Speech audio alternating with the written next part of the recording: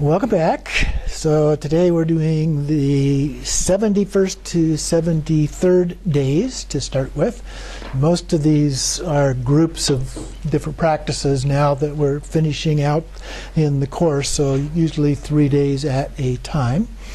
And so the topic today is the nature and degrees of bodhicitta. And this is not something that I've seen in a lot of different places, but that's the discussion for today. And so it begins by talking about needing to meditate on the nature of bodhicitta, different degrees of bodhicitta, and the precepts of intention and action bodhicitta. So for the first 3 days here, we're focusing on the nature of bodhicitta and to decide to achieve Buddhahood for the sake of all sentient beings. So there's two different parts here. The first part is to think of compassion for all sentient beings. The other part is to obtain Buddhahood through wisdom. And then when you decide, I will achieve Buddhahood for the sake of all sentient beings, you have completed both parts. I will achieve Buddhahood as a reminder to obtain Buddhahood by wisdom, and for the sake of all sentient beings is a reminder to have compassion for all sentient beings. And so this then is the nature of compassion. Continuing on, Rinpoche says, in addition, there are many degrees of bodhicitta, and he gives a fairly long list here without any detailed explanations of each of those. So in the words of my perfect teacher, which is on page 218, there are 3 degrees of bodhicitta, depending on practitioners' faculties.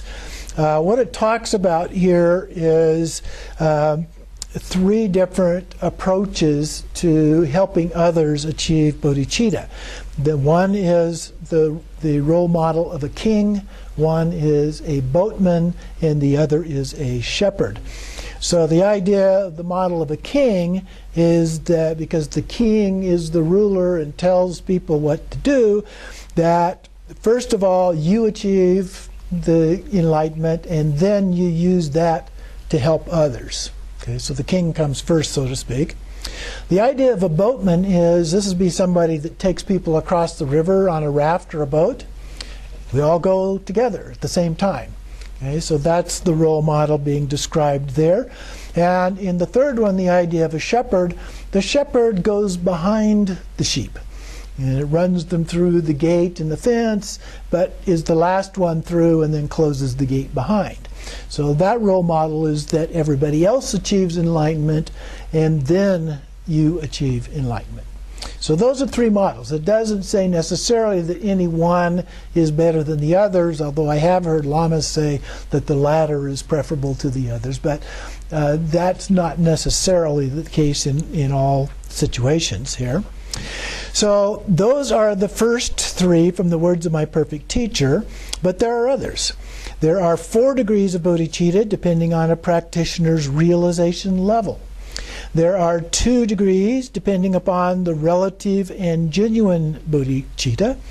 Other Dharma texts talk about even more about 2 degrees based on the accumulation of merit and wisdom, or 3 degrees depending upon the 3 precepts, 5 degrees depending upon 5 paths, 6 degrees depending upon the 6 perfections, 22 different bodhicittas depending upon the realization levels. But briefly, it is very important to understand arousing bodhicitta and action bodhicitta. So 2 parts of the relative bodhicitta. And so those are the most important, particularly in the beginning. And then we go to ultimate bodhicitta, which is the wisdom aspect. But we usually do that a little bit later.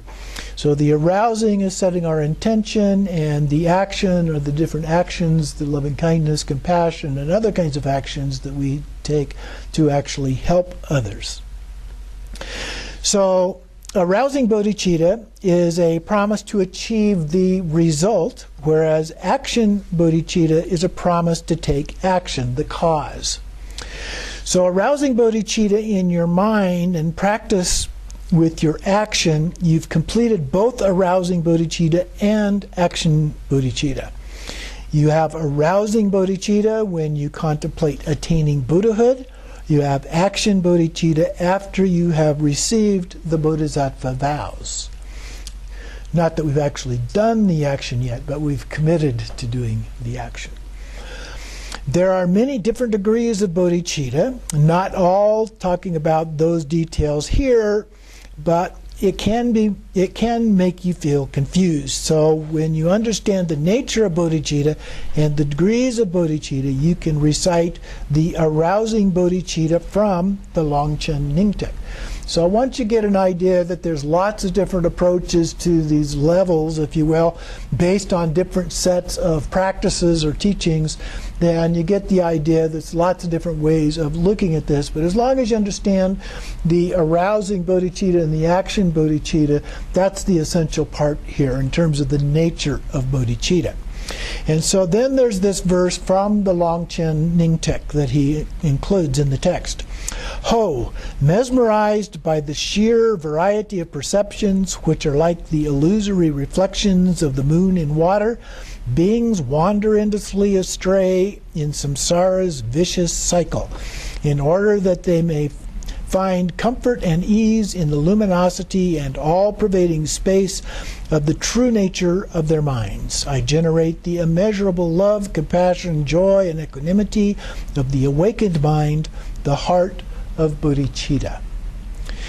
So there's a variety of perceptions and illusions that are associated with, but then we just rest in comfort and ease in the luminosity and the nature of their minds and generate immeasurable love and compassion, joy, and equanimity for all of these beings.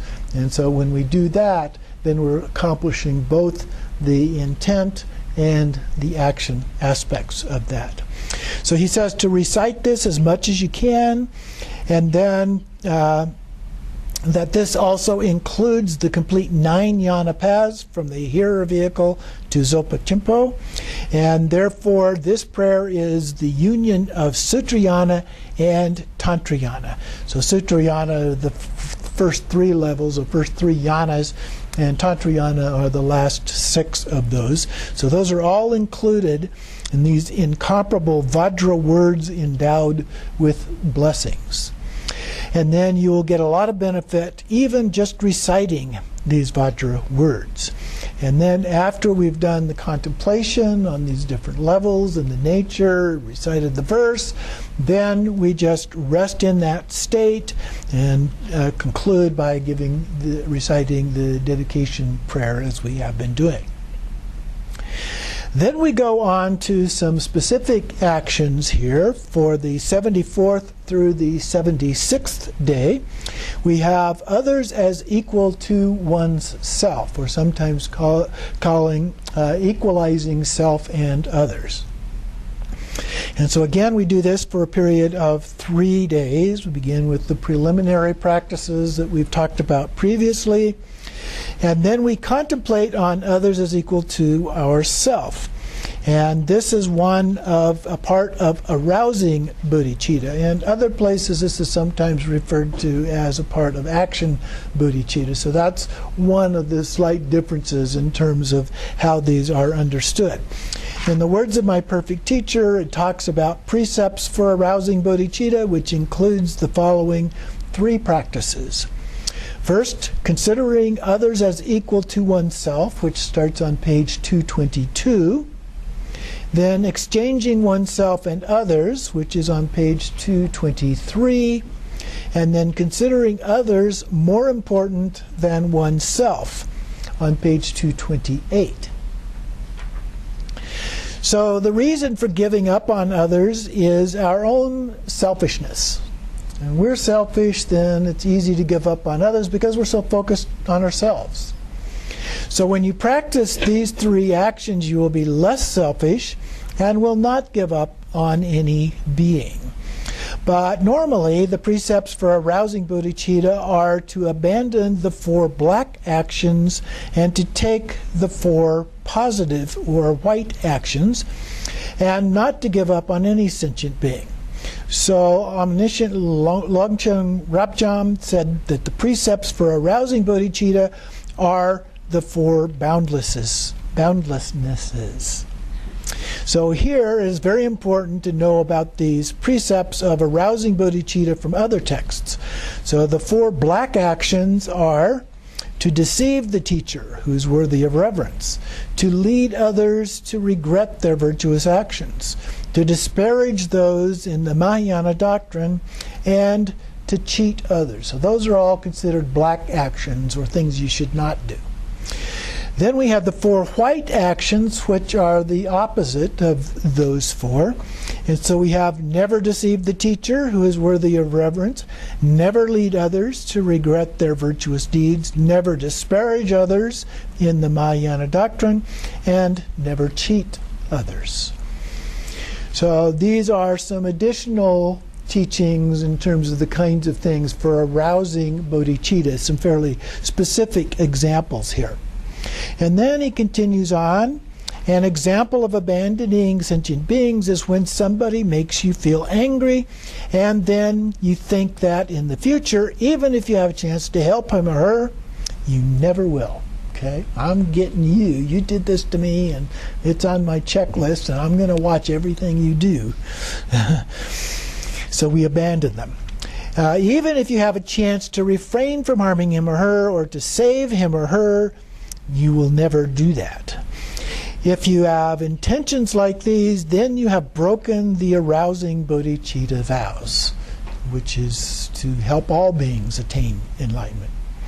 Usually it is impossible for anyone to abandon all sentient beings from the mind, but if you abandon even one single being in your mind, that is considered as breaking the arousing bodhicitta vows. Therefore, you really need to be careful about doing that.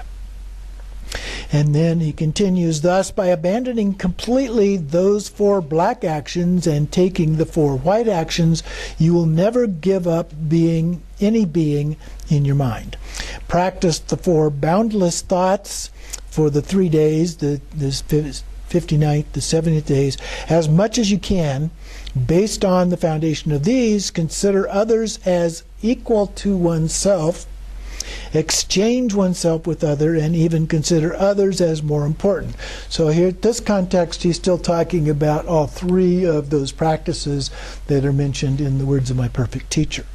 So these are the authentic practice instructions. So then, the actual instruction for considering others as equal to oneself is the same as in the words of my perfect teacher. As much as you wish for happiness, others also wish for the same. And so we do contemplations based on that same idea. We want happiness and we don't want suffering.